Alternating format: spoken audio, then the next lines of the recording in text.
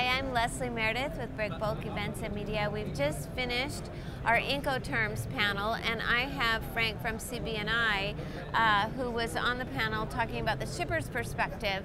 So we've got our 10-year review of Incoterms underway, due out in a couple of years. From your perspective, Frank, what changes would you like to see, and what kind of a result are you looking for?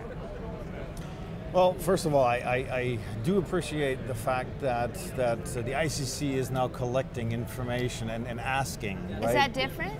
Well, it is different to a degree as to how they did it before. Okay. There was not an open forum that everybody could send in something, unless I missed that. All right. Okay. And, well, that sounds like an improvement. It's a very good improvement. Communication is always a good improvement. So I think that's a good idea. And I think it's a good idea to ask the folks that use these terms a lot, like freight forwarders, EPC companies, and so forth, who are very versed in the use of Incoterms. And for us, for me personally, I'd like to see a few changes to a couple things. For example, dangerous goods are nowhere discussed. I think that putting whether it's explanatory notes in the guide or putting a separate term together for dangerous goods would be important, because you have dangerous goods moving all over the place and all the time. I think there are certain things that we discussed also in the panel.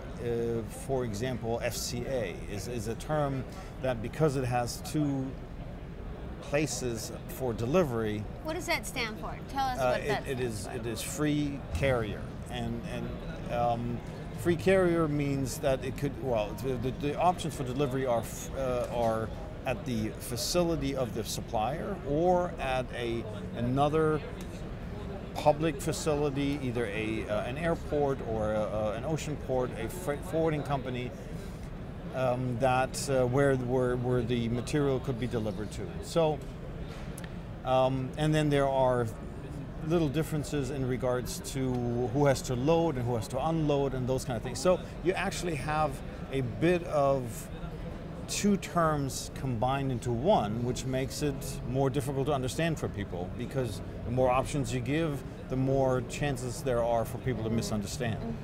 Mm-hmm. So I would like to see that being separated, and to have one term for each delivery, and because it's more clear and it makes more sense to people. There are a few other things, like it might be good to have a separate term for container transport. Okay. There is no specific container transport term. It might be something that would be worthwhile thinking about if there are other people that agree with the same. So there's a lot of stuff that could be changed or done better. But I think already the terms as they are, they have evolved so much, and they have really they're really in a good place right now already.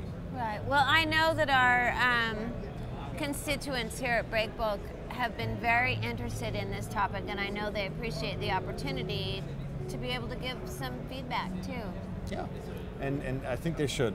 I think that's a good thing for Breakbulk to promote, get people out there to voice their opinion, and because if you want to see change, you got to voice your opinion, right? Absolutely.